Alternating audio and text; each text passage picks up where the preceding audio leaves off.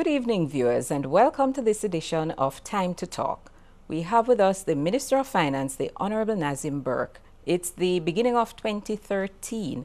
2012 was a very challenging year financially, and the Minister will tell us a little bit about that and how we will handle 2013 when we return. Why settle for less when you can see more with Flow? With Flow's digital video service, you get more channels, more customizable video packages, more flexibility with your personal video recorder. Pause, rewind, and record your favorite shows. In other words, we give you more so you can really enjoy the bigger picture. Flow, watch, talk, click. 232 News, that is 232-6397, is the number to call for your direct link to the CC6 Newsnight team. Something happening in your community, call 232-6397. If you want it in the news, call 232-6397, your direct line to CC6 News. 232 News, that is 232-6397. Welcome back. Minister Burke, thank you very much for taking the time out of what I know must be your very, very busy schedule to speak with us today. Thank you very much, Beverly, and let me take the opportunity to wish every Grenadian a very happy new year. I hope that this year for us as a nation turns out to be more productive, more constructive, that as a nation we enjoy good health, and that we renew our sense of purpose and our sense of focus. So I'm hoping that this year turns out to be a good year for all of us. I am sure every one of us would love to see a good year, especially you. Of course. Thank you. Right. Minister, the 2012 budget, it was a challenge. You did indicate at the beginning of 2012 you had to put in place financing for the budget, which was presented in March. Since then, how has things been going with the funding for the budget? Were the fears you had, were they realized or were they overcome? Well, it was a challenge from the very beginning. When we prepared the budget, as you know, we had a shortfall in the budget. And at the time we prepared the budget. How much was that shortfall? It would have been about 146 or so altogether. A little bit less than that. I can't remember the exact number now. But when we prepared the budget, we did so on the assumption that three things were likely to happen during the course of the year. The first is that we would realize a cash payment from the government of China in substitute for a transfer that we had done, or an adjustment we had done in our cooperation program with them that would have seen them constructing 1,000 of the low-income housing units instead of 2,000 units. That, as you perhaps already know, we had an agreement with them dating back to 2005 in which they agreed to build 2,000 homes. The size of the grant envelope at that time was 80 million US dollars. And we felt that given the pace at which things were developing, only 300 or so units, 351 units had been built over the period of the last 7 years. And the company was indicating to us it may take another 8 or 9 years to build out all of the units. We felt it would make more sense to use some of that money by way of cash transfer to assist the families whose homes were destroyed in Hurricane Ivan and who are simply asking for roofing, some windows, some doors, without having to wait for another 3, 4, 5 years, especially because finding suitable lands and financing all of the transfer, all of the sites, preparation would take time. So we discussed with the government of China reducing the number of units to 1,000 units and allowing us to use the cash saving to then do housing, community development, and the stadium. In our minds, this would have amounted to roughly $40 million. We figured about 15 of that, US dollars that is, would go towards the stadium, and the remaining funds will be split between community development projects, which will create public employment as well as appease and allay some of the concerns and challenges that communities face. roads, drains, those kinds of challenges, and at the same time address some of the housing needs. That, as it turned out, did not materialize. So that was a major setback for us, because in fact, we were told what didn't materialize? You didn't the get realization of the that cash payment did not materialize, because in the end we were told that the actual construction of the stadium would not be between 10 and 15 million dollars that had been conceived initially, but that it was going to be 32 million US dollars, and that even then the $8 million was going to be given to us by way of some projects to be determined. Yes, so that was a major setback. The second thing that we had in mind was that we will work assiduously to introduce an individual investor program, something that we believe can work for Grenada, something that we believe would add value and generate badly needed income for Grenada, something that is tried and tested by other countries, including St. Kitts. You may have heard recently Antigua has just formalized their program, and other countries in the world have done it. We spent 6 months working on a program, building into that program all of the safeguards that we felt ought to have been done to ensure that we did not make the mistakes of other countries, but also, and perhaps equally importantly, ensuring that the decision as to who would be selected would be ultimately done by a professional firm that we will hire, who would do the screening outside, and even after they make recommendations, an internal team that would include the National Security Network, somebody from the Commissioner of Police, from FIU, from the Prime Minister's Office, Minister of National Security, those kinds of immigration, those persons who can give us the best sense as to whether or not the recommendations that were coming to us, even from this external firm, would be reliable. And so the screening mechanisms that we set up, we felt will protect us.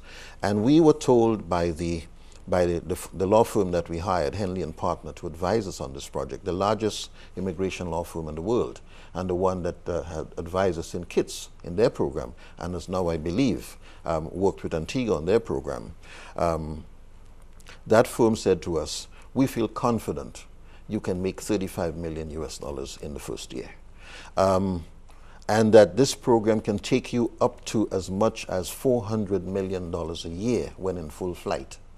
So we felt we can conservatively estimate that if we can get buy-in from all sides, then $25 million would be a reasonable estimate, considering that you would have, startup challenges.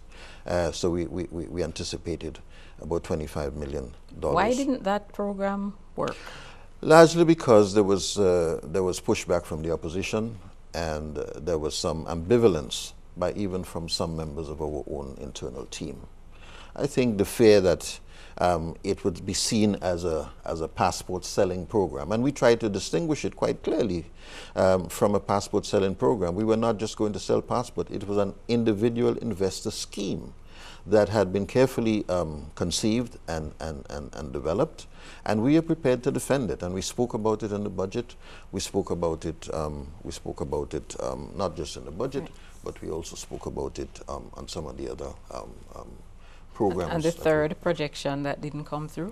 The third projection had to do with the revenues that we thought we can realize. I mentioned the individual investor program, the Chinese program, and the sale of some, divestment of some government assets that we felt we would have to do, because at the time we had discussed in some detail that we were going to divest our shares in Cable and Wireless, and we had about 11 million shares there. In the end, we ended up selling some of those shares, for about 1/3 of the shares.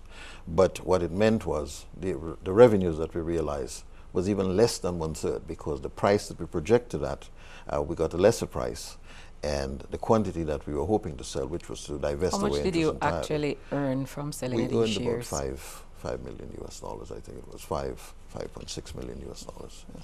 With a shortfall of 146 million projection of 40 from China, another 25 from the IIP. These are US dollars, eh? Yes, I know we're speaking in US dollars. Yes. That would have been 65 million, so you would still have 80 million shortfall somewhere there. No, sorry. The quotations I'm giving you are US dollars. Yes. The 146 is EC dollars. Yes. Okay. Yes, so, okay. Yes.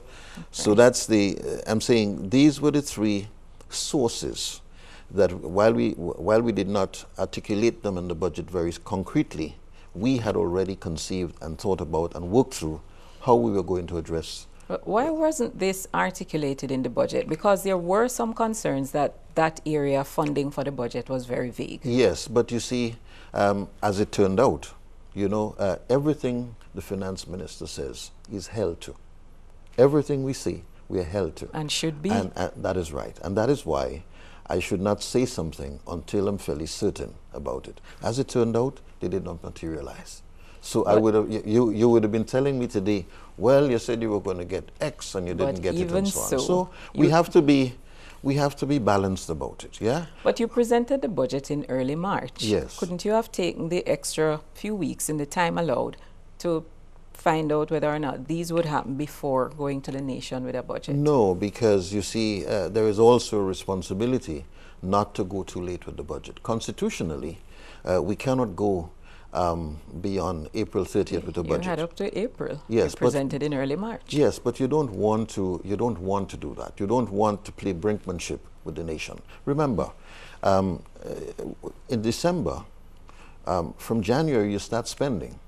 Okay, from January you start spending. So you have to be able to handle it in a way that is responsible. As early as possible in the year, if you can't go by December, which practically most people will not go by December, but if you can't go by December, you try to do it as early as possible. And we waited. I mean, normally we do this in January. We waited to see how far we can take it. We were in negotiations at the time, if you recall. We were in the midst of the negotiations with Taiwan.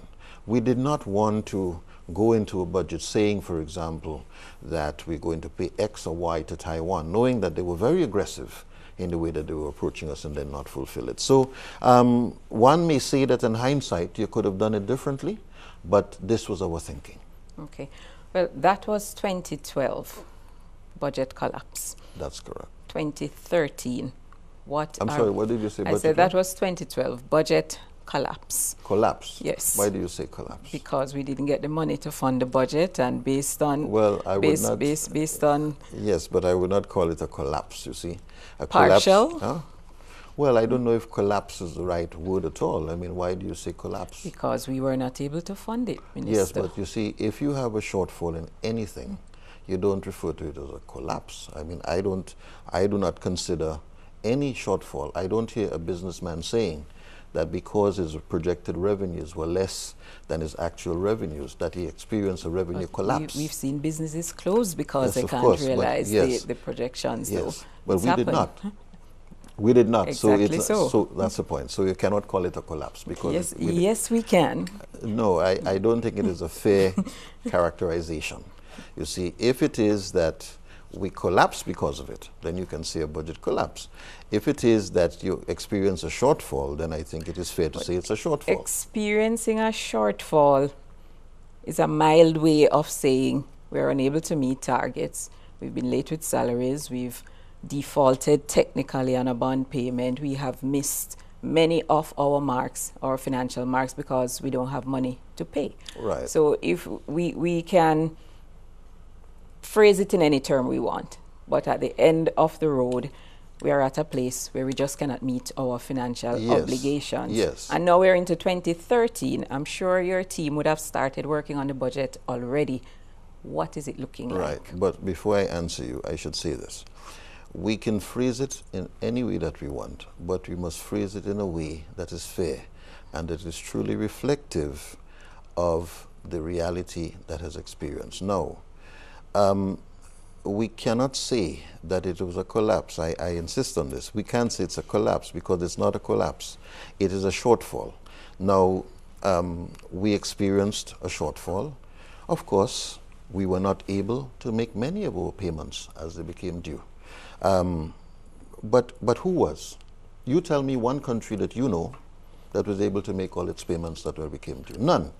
And the reason is that the world was experiencing an economic crisis. Let's not pretend, yeah? We got into government knowing that we could not meet these obligations. We got there knowing that the former government was not meeting it and that we will not meet it. And furthermore, when we got there, something that they did not have to contend with, namely a global economic crisis, showed up on our doorsteps within 60 days of coming into office. Minister, we have heard a lot from you about the global economic crisis and the state of the economy when the NDC took office.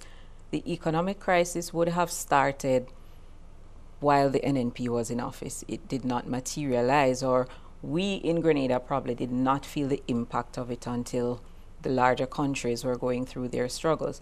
So we are aware of that. We know it was there. As you said, when you went into office, you know you would not have been able to meet some of these obligations.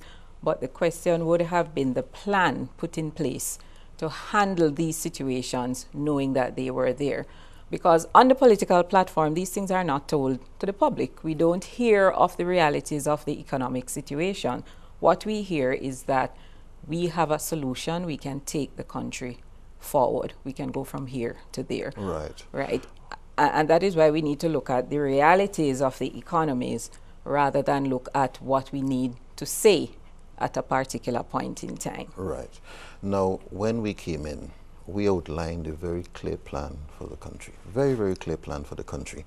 And I have articulated that plan on so many occasions, not on platforms, but in interviews. We said this: the economy is in crisis.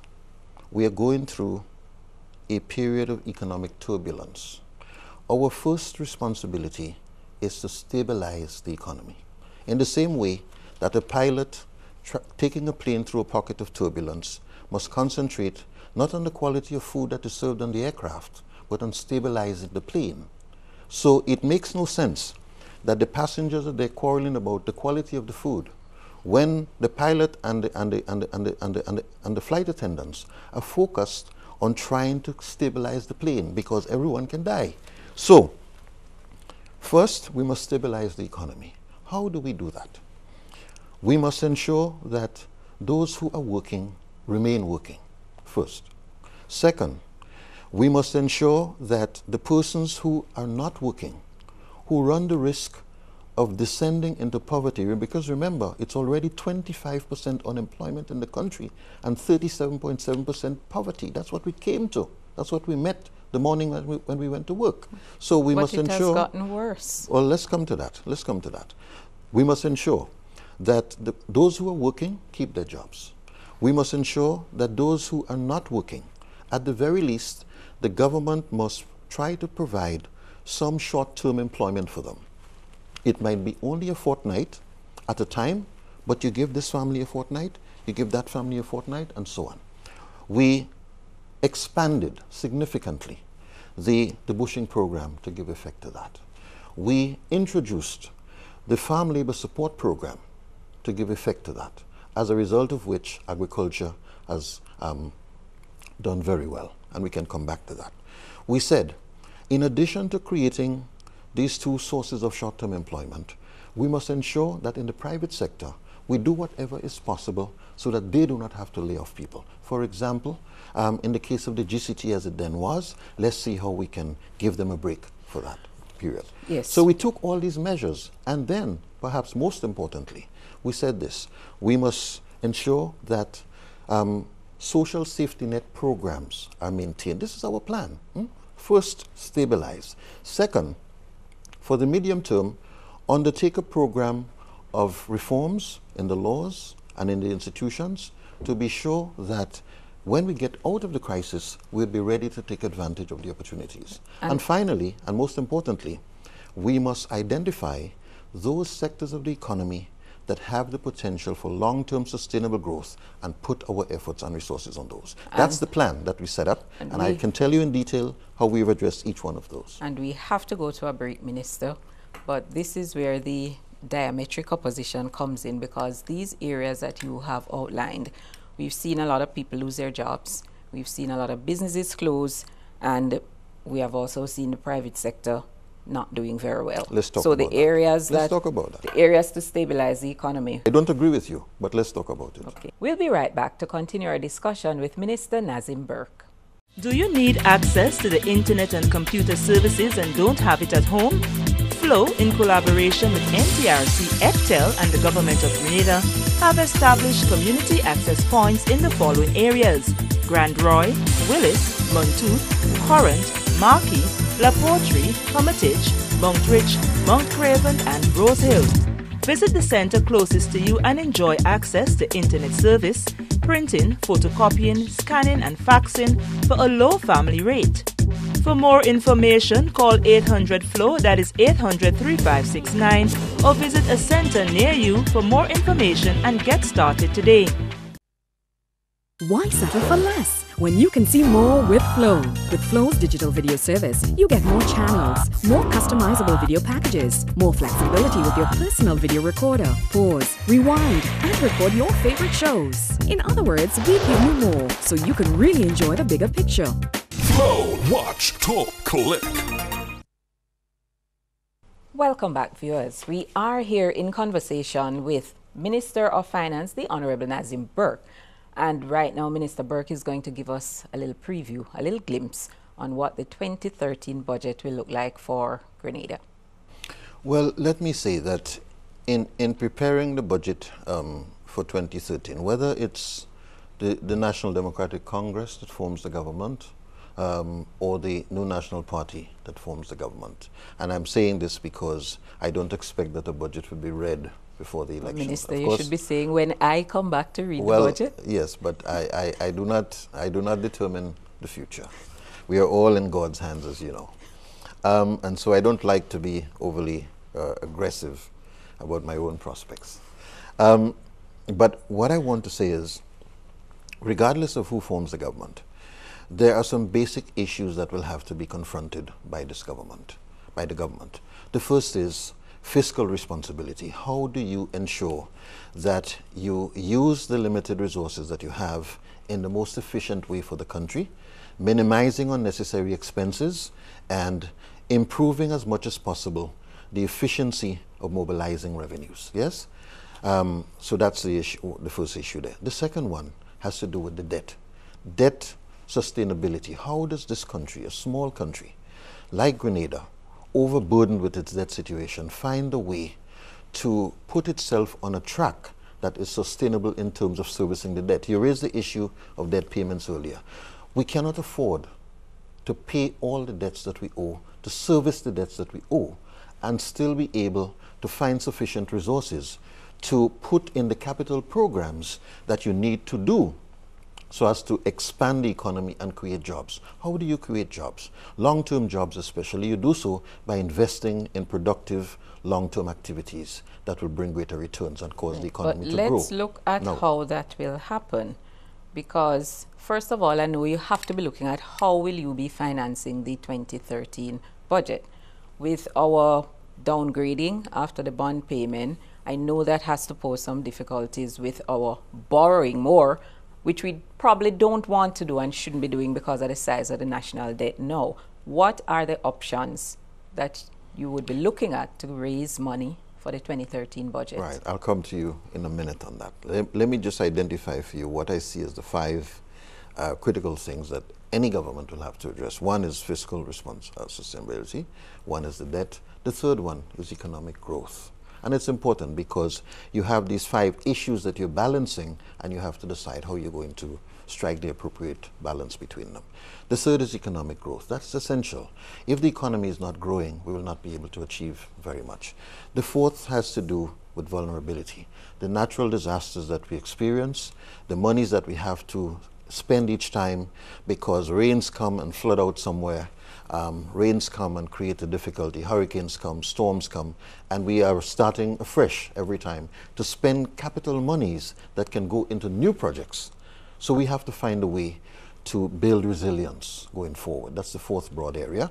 And the final one is to address our smallness, yes? So these are the five things that you have to put together when you try to balance out how you're going to spend resources.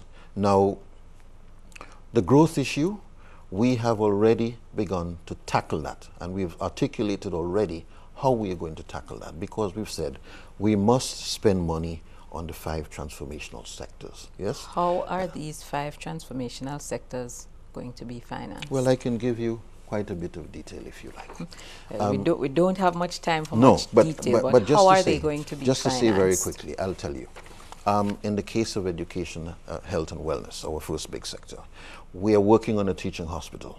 $178 million is what that's going to cost, yes? Work has already started on that. You probably know that with the IFC. That project is going to create significant, over 300 short-term employment in the sense of construction work, as well as expand the opportunities for longer-term employment in the hospital. That project is important because we expect it to attract a number of other small boutique-type medical facilities, as we said, for fertility clinics. Where is this hospital going to be built? It is going to be built, we've identified a site as the Calavini area, as you approach Wester Hall, yes? So I don't know if you know where those lands were owned by the sugar factory. You know, close to Cardi? Yes, that area. It's a flood-prone area? Well, the technical people will tell us if all of it is flood-prone. There are hundreds of acres there. The government is looking to get 90 acres. I do not want to make that pronouncement because I cannot say. The technical people will not build it there if it's flood-prone. I do not have any expertise in these matters. Well, so all you have to do is drive through the area when it rains. Well, is the northern side also flood-prone? Or is it the southern side? The area you refer to where the hospital is going. There are hundreds of acres, and I'm saying the lands extends well into the Confor area, so I cannot tell you. So the hospital may be deep inside. That's the point. So I don't want to make a pronouncement. The general area is identified, but we don't know exactly where the hospital is going to be placed. That is right. That is right. In fact, negotiations are ongoing at the moment for those lands, yes? So we expect that... Who owns the lands? Well, the lands are owned by a private firm, and we are negotiating with them, yeah? Does the $178 million for the hospital include purchase price for the land and other attending expenses that will come with that? Yes, construction and equipment, yes. And the purchase of the land? Yes, yes. Although you're still negotiating? Yes, no, I'm sorry. It does not include the purchase of the lands. It does not include the purchase of the lands, yeah. That's the construction and the equipment. It doesn't include the purchase of land. Okay. The purchase of the lands is seen as what government is going to be. It's a private sector, public sector partnership between the university, a private company, St. George's University, a private company, and government. Government is contributing the lands. Yes. Okay. All right. So no, it's not included. I'm sorry. Okay. But I'm saying to you, in that big transformational sector of education, health, and wellness, we are focusing on 2 big projects there. One is the hospital.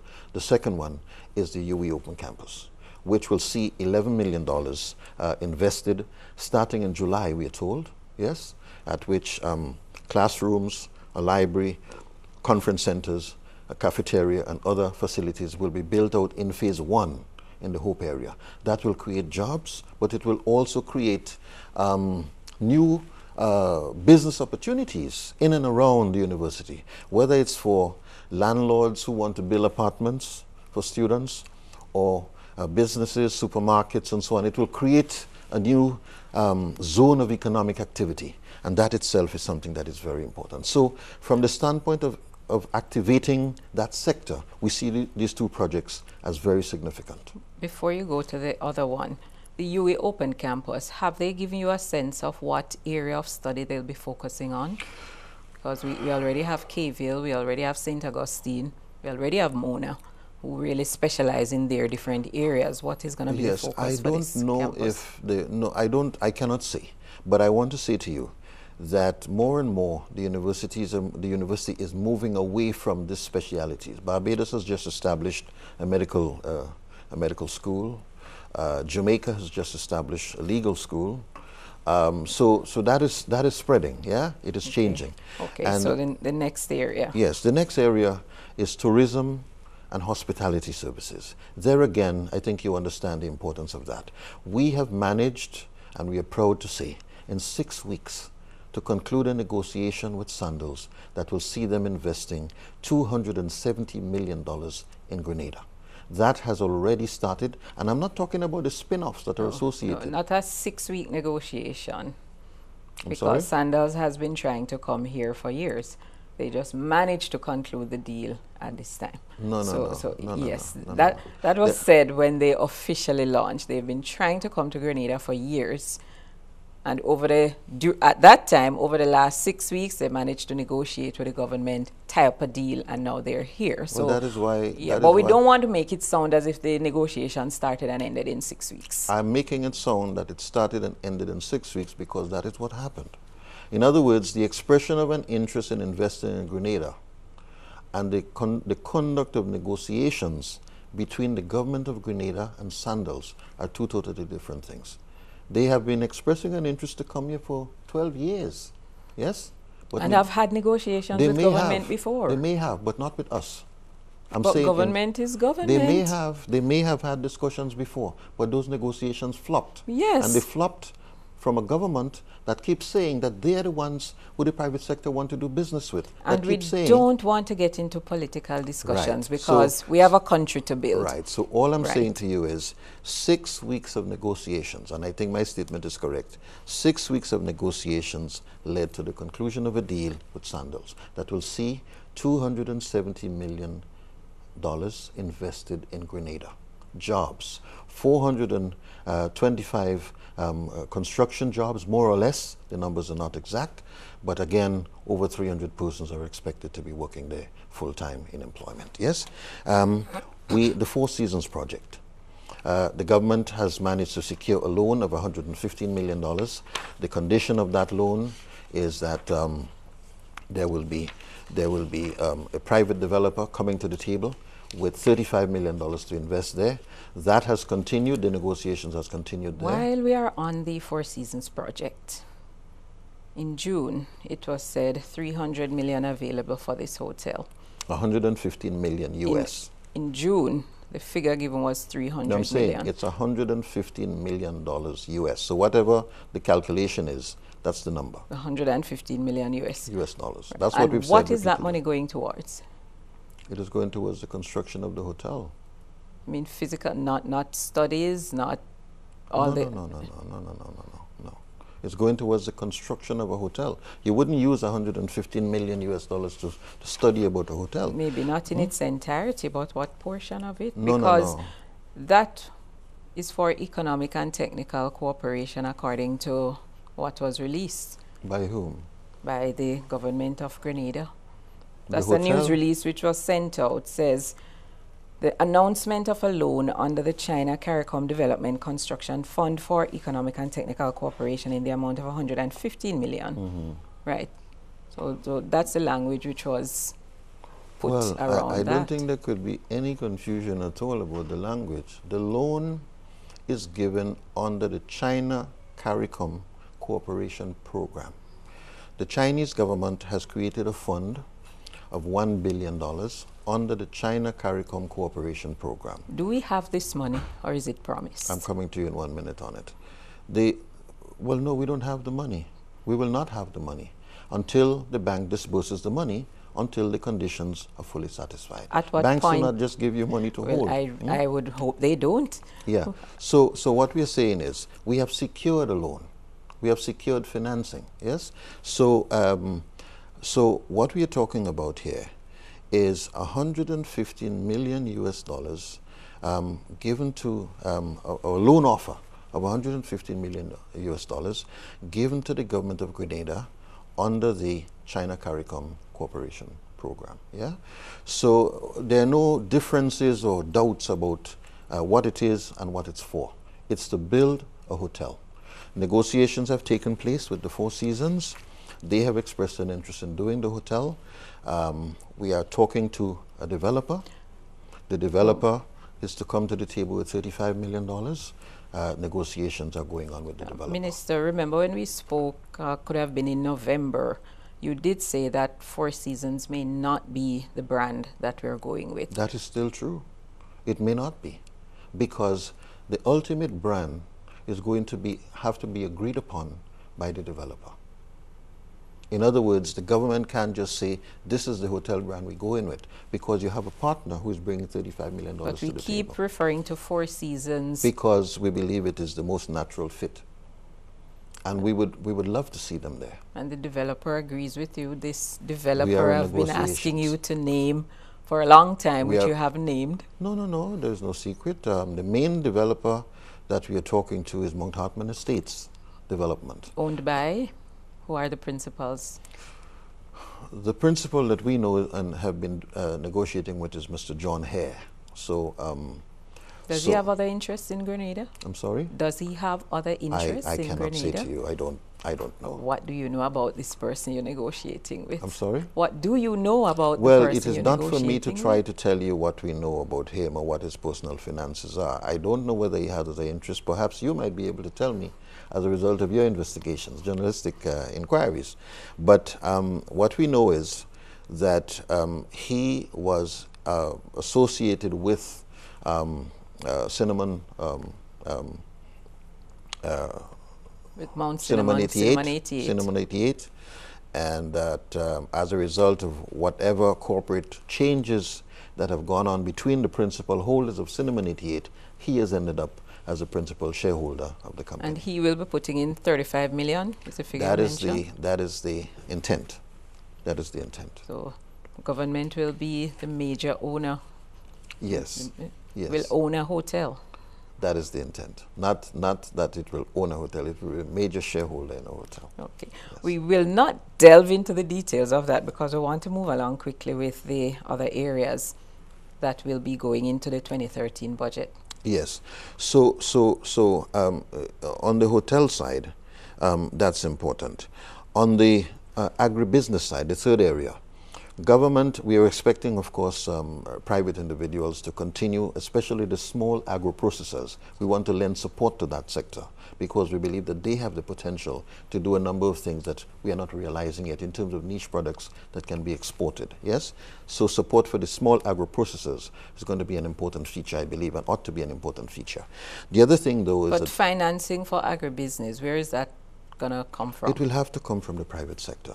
And what the government is going to have to do is to encourage, incentivize and encourage that kind of participation, create the conditions, and that is what we're working through at the moment. I do not have a blueprint at this stage, but it is clear to us that the government itself cannot finance the development of agriculture. Yeah, what we can say is that the government is prepared to, as it is prepared to play a role, for example, in the agribusiness, in the tourism side with the hotel, it is prepared to play a similar role with respect to the development of a poultry farm in Grenada, in the St. Mark area, an investment of $27 million. And the government is prepared to take the lead on that for employment creation in the St. Mark area, but also to substitute for the quantity of chicken. Grenada happens to be the second largest consumer of chicken per capita in the world, as we understand it, yeah? And so that is an important project that the government would want to participate in, a $27 million project. Okay. I hope you're keeping track of these numbers. Yes, I am keeping track of these numbers. We have you on the record. But right now we're going to take another short break and we'll continue our discussion. Viewers, please stay with us. 232 News, that is 232-6397, is the number to call for your direct link to the CC6 Newsnight team. Something happening in your community, call 232-6397. If you want it in the news, call 232-6397, your direct line to CC6 News. 232 News, that is 232-6397. Why settle for less when you can see more with Flow? With Flow's digital video service, you get more channels, more customizable video packages, more flexibility with your personal video recorder. Pause, rewind, and record your favorite shows. In other words, we give you more so you can really enjoy the bigger picture. Flow, watch, talk, click.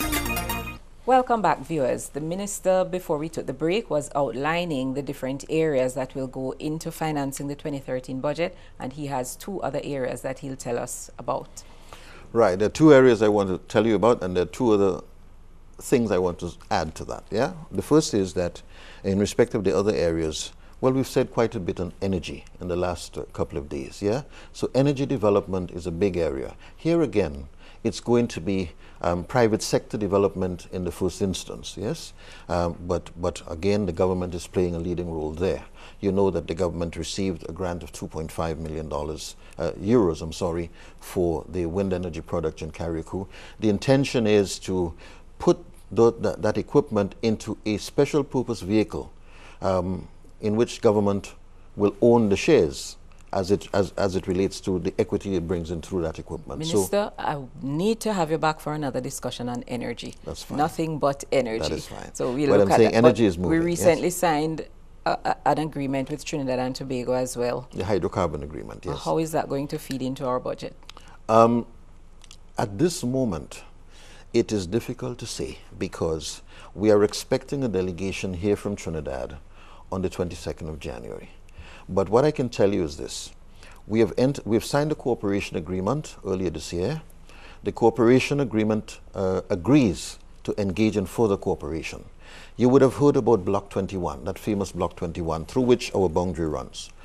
We are now in discussions with the government of Trinidad and Tobago to conclude what is known as a joint development zone agreement, in which we will agree that Block 21 will be developed jointly by the two governments, so that we will share the cost of the investment and we will share the profits and returns from the investment. And every time I hear well, these things, I ask, where is the money going to come from? Well, we can talk about that too. But let me say this first. If all goes well, then we will see a situation in which that agreement will be signed, and at the moment, Trinidad is planning to take that block to market, meaning for concession bidding by the oil companies in April. So if we are able to conclude the agreement and do that together, this will actually mark Grenada's formal entry into the oil industry. A very historic development that is underway. Now, what the cost is going to be and how much we'll have to do to prepare for it are things that we are in discussions with at the moment. For example, there is the CARICOM Development Fund, which is intended, CARICOM Petroleum Fund, which is intended to assist countries with matters just like this.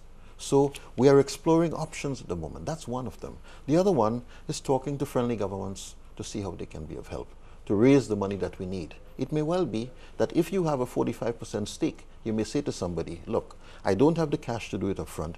I'll give you a 5% stake to help me develop it, that you give me the cash up front. For that particular block only, I'm talking about. So there are different models that can be designed, yes? Right. The final area is information communication technology. And there again, the single most important project that we are pursuing here is the CARSIP project. This is the Caribbean Regional Communications Infrastructure Program that will see the development of a national ICT backbone to connect all of the public institutions in Grenada, Carriacou, and Petit Martinique. Yes, and this project is likely to cost $27 million, 10 million US. We've secured or identified World Bank funding. The Parliament is yet to approve that, but World Bank funding at minimal rates, less than 2% interest for that purpose. Okay, I just want to say that outside of these 5 areas, there are 2 other critical areas that will have to be developed side by side with these 5 areas if we are going to realize the potential and the opportunities in these 5 areas. The first is public infrastructure. For example, you must be sure that you have the airports, the ports, and the roads and the bridges and so are working, and you must be sure that you have good governance in place. So I want to talk about those 2 things as well. We'll talk about that. But we want to talk about public infrastructure, the Agriculture Feeder Roads project, which I would think is important to the development of the agriculture sector.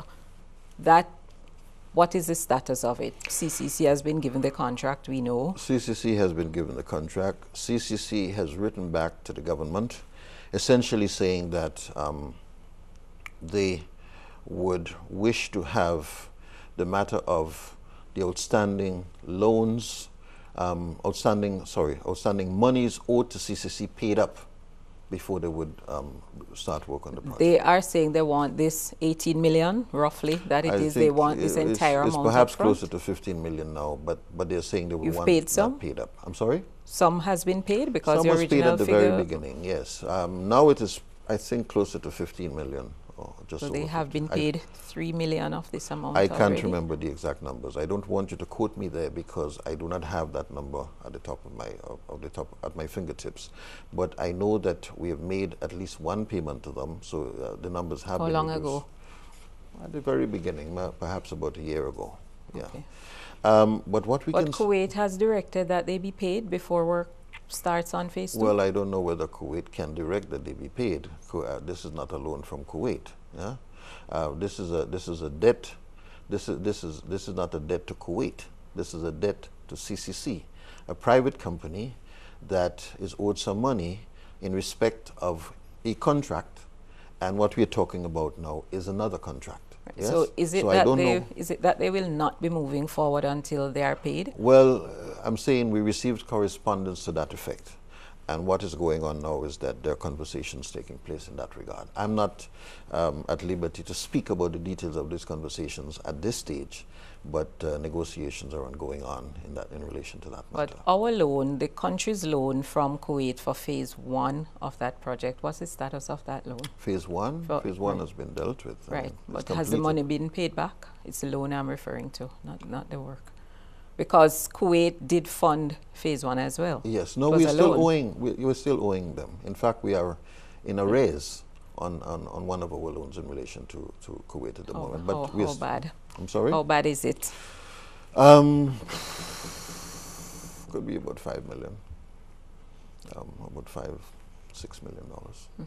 And while we're on the matter of loans again, there is the CDB situation. Yes. What is our position with CDB? Is Grenada the country that's in default 180 days? I am not able to say whether Grenada is the only country in default. I will not speak about the other countries I am told are in default, but Grenada is behind in its payments. We are presently owing the CDB $1.7 million US. How far behind are we? Because we are presently owing $1.7 million US. That's it. But are we 180 days in arrears? In relation to that payment, I cannot say, because every time you pay what's the earliest debt, and it may take it down to a portion that is owed for 90 days or 60 days or 30 days, as the case might be. I'm not in a position to say to you at this moment whether that payment for $1.7 million is 180 days. I don't think it is. Yes? So...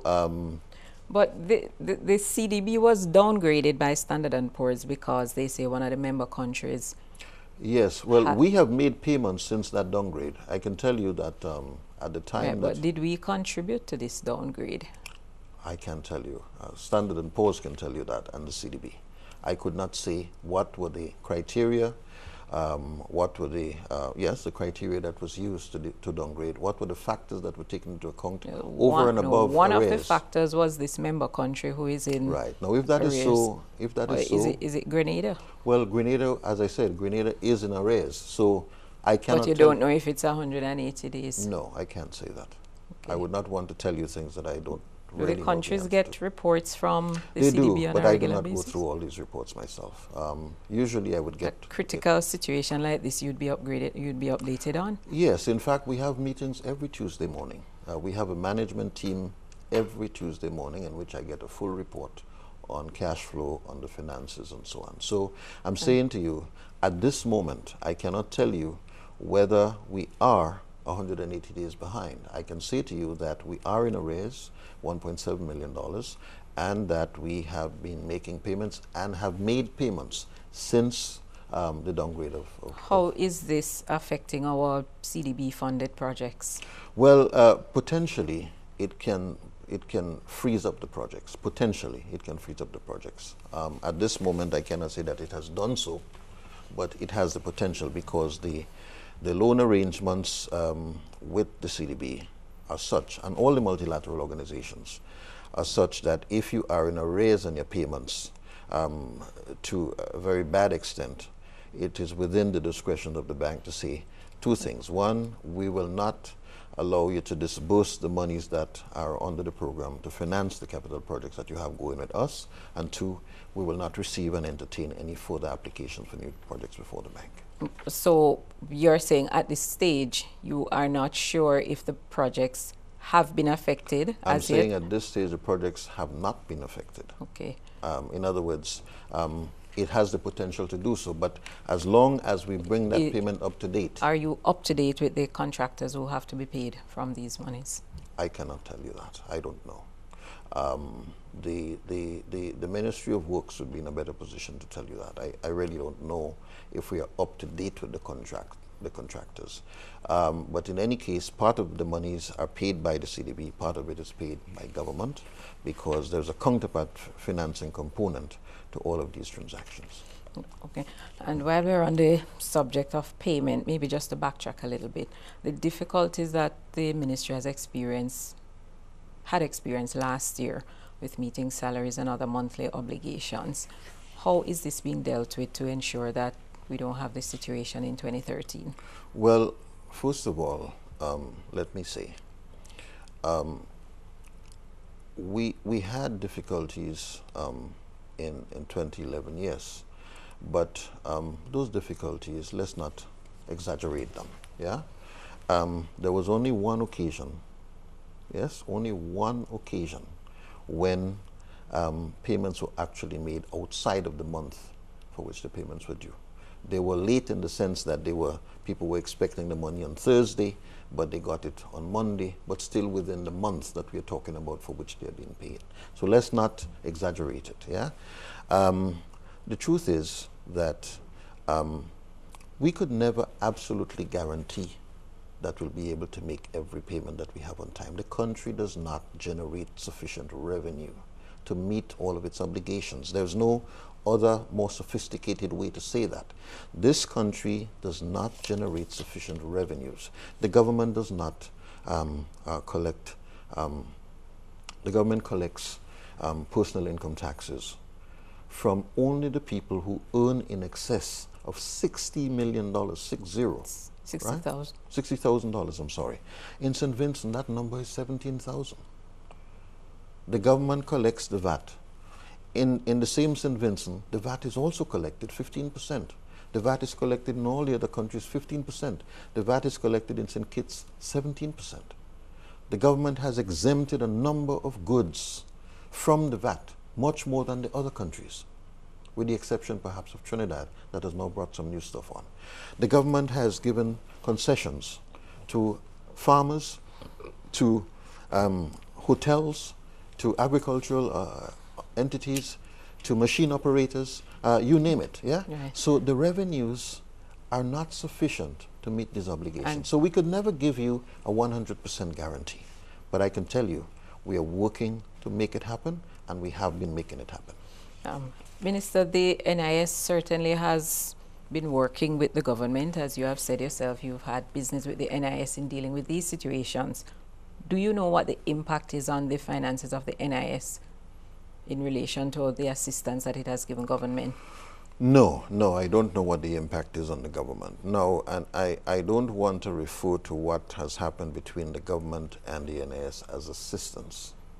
The government has, the NIS is a statutory body. It has a board of directors. It has an investment committee that makes decisions about the suitability of its investments. The government can make a proposal to the NIS or to any other financing entity, or any other entity for that matter, to enter into a business transaction.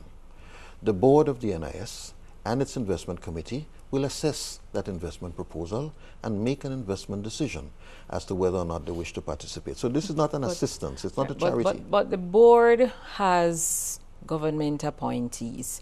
It's usually said that the board leans in favor of government, so it's highly unlikely. Who says that it leans in favor of the government? It's the composition of it. So it's highly unlikely that a proposal coming from the Ministry of Finance will be turned down by the NIS. I disagree with you completely. In fact, it is highly likely that it will be disagreed by the NIS. Because how many have they turned down? Well, we cannot speak about turning down or not turning down. We can speak about whether they agree or they don't agree. Yes, and if they don't agree... How many have they disagreed with? I could not tell you that. How many have you put forward? I could not tell you that. But what I can say is, if I put a proposal to them, for example, we discussed with the NIS that we would be, we were considering divesting our shares in cable and wireless. We asked them, are you interested? They say, how many shares do you have? We said 11 million. We said, we want to sell them to you. They said, no, we don't want 11 million shares. We are prepared to buy 4 million shares. Yeah? If they were simply answering the call of the government, they would buy those 11 million shares. They would be dictated to and forced to buy them. But the other fund, the other fund we had wanted to talk about a little bit, the Petrocaribe Fund, is it secure? What do you mean by that? Have we been able to leave the Petrocaribe Fund alone? Well, what do you mean by leaving it alone? Not taking any money from it for any reason? No. We are not expected to do so. We are not expected to leave it alone and not take any money from it. That's the purpose of the fund. The purpose of the fund is twofold. First, to ensure that the proceeds of the fund are used to pay for the ongoing purchase of fuel, one. Two, to service the ongoing long-term debt that is created, and three, to use some portion of that, we've been saying about 30%, to use some portion of that for the purposes of financing social programs. And that's a long-term, but it's a long-term debt that we're accumulating still? Yes, which we have started servicing already. Okay. We have started paying back already. So we are not expected to leave those monies alone. That's how the system works. Because it was set up specifically for the areas you mentioned, so is it being used just for those areas? It's not filtering out into other areas as the economic squeeze tightens? No, it is being used for economic and social programs. I mean, it has not been used for anything. We're running out of time. Quickly, Minister. Yes. Taiwan, what's the current situation with it? Well, I asked you for the opportunity to say a few words on the investment plans. I'm going to give you, but Taiwan first. Taiwan. I'll give you the last couple of minutes to talk about the investment plan. The situation in Taiwan is that back in August, Taiwan sent a letter to us, finally, with a proposal, a counter proposal, you might say, on how they believe they would like to see us finance the debt. It contained 2 or 3 different options. Looking at our first reaction was to write to them because we met. I have a special committee that meets with us to look at these things and to advise us. Some ex-bankers and other financial persons and lawyers and diplomats, a good team of people. And we came to the view that none of these 3 options were really viable for Grenada at this time, what was being proposed. And that perhaps what is needed at this point is to have Grenada hire somebody or a firm or an individual to negotiate on our behalf, really, because the Ministry of Finance is at the center of it.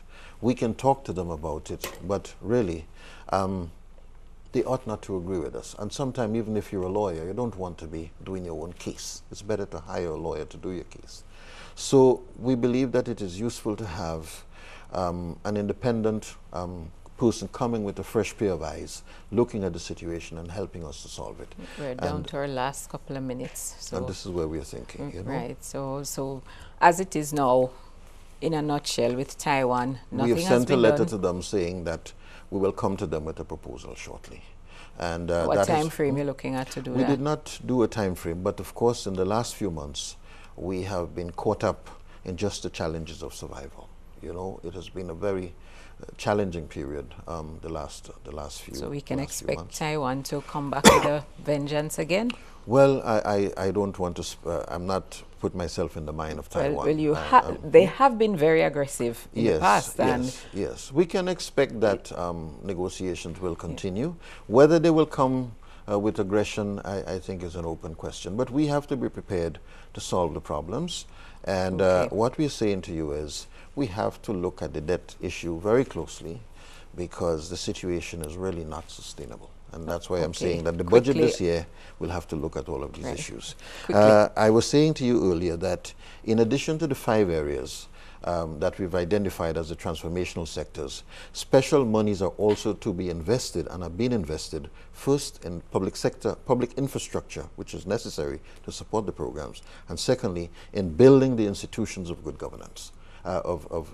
building institutional support mechanisms in the government. That is extremely important. In that respect, I just want to mention for public infrastructure, the new national stadium that will be named after Kirani, 85 million. That project will start very soon. The funding from Kuwait for the agricultural feeder roads, we mentioned that earlier.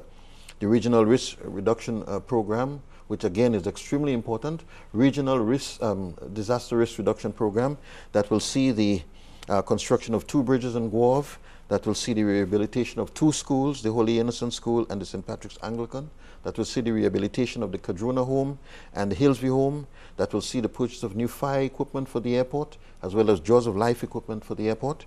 Other infrastructural projects, the resurfacing of the Maurice Bishop International Airport, $10 million US. Let me say 70 million for the disaster risk reduction, 21 million of which is grant money under the pilot project for climate resilience. $10 million for the international airport project. That's resurfacing that project, as well as building a new bypass road that will ensure that if you come to that area, instead of having to go through the airport itself to go to La Source and to go to Aquarium, there will now be a bypass road. That's going to be important. In terms of the institution, I want to mention the St. Patrick's Road Development, an $18 million project that will be funded also by the OPEC Fund for International Development, as well as the continuation of the schools rehabilitation project, $33 million identified there for school rehabilitation as well. So all of these are projects for which we have either identified the funding or secured the funding. On the side of on the side of institutions of governance, I want to mention the new parliament. Yes, again, with the help of the United Arab Emirates and Australia, $21 million will be spent on building the new parliament. It's important to say that. The government complex on Lover's Lane, $19 million project that will house some of the independent offices like the Integrity Commission, Department of Audit, Public Service Commission, Office of the Ombudsman. All of these are going to be done.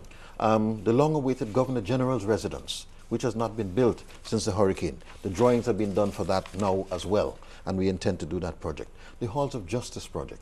All of the OECS countries are putting together new courts. This has been agreed to centrally. The CDB has done all the feasibility work and the costing for this project. It will cost Grenada about $30 million. We are in negotiations with the Chinese at the moment for financing that project. All of these are important governance and public infrastructure works that will be necessary. The expansion of the Lauriston Airport in Carriacou to 4,000 feet, that will see for the first time night landing facilities, as well as the airlines that can take 50-seaters come into Carriacou. So I'm saying to you, funding for Carriacou, that has been identified as well? No, that has not been identified yet. Right. But So I'm saying to you, from what I've said, you can see that there is a clear plan for job creation, a clear plan for capital expansion, and a clear plan for the development of the economic sectors of the economy that will guarantee sustained growth and development. Thank you very much, Minister. All these clear plans require money. Well, we've identified And the sources. While the sources have been identified, these are debts that are going to have to be repaid, and a lot of these areas are not income generating. Some of them are, and that's why we've gone. Not but all of them, but some a of lot them of them are not income generating. Not directly. So we are For example, we are still in the position where we will be struggling to meet. That's why we say that we would have to look at the fiscal, we'd have to look at the debt, we'll have to look at growth. At the outset, that is where I started, and balance all of these competing points of tension. And we have totally run out of time for this discussion, but I am extending an invitation to you to join me again so we can talk further on energy and some of these other areas we did not get to explore. And I hope to speak with you before the election so I can ask you about the prospects of the NDC to take home the victory again. Thank you very much. I'll be delighted. Thank you very much, Minister. And thank you. Viewers, this has been a discussion on Time to Talk with Minister of Finance, Honorable Nazim Burke, who has taken us through some of the government's plans, projections for the coming year. Well, not the coming year anymore, the year that we are now in, 2013. These are some of the plans that have been outlined, and we are certainly looking forward to see some, most, if not all, be realized so that the fortunes of this country can be turned around. Thanks for joining us, and do tune in again when we have another discussion on Time to Talk.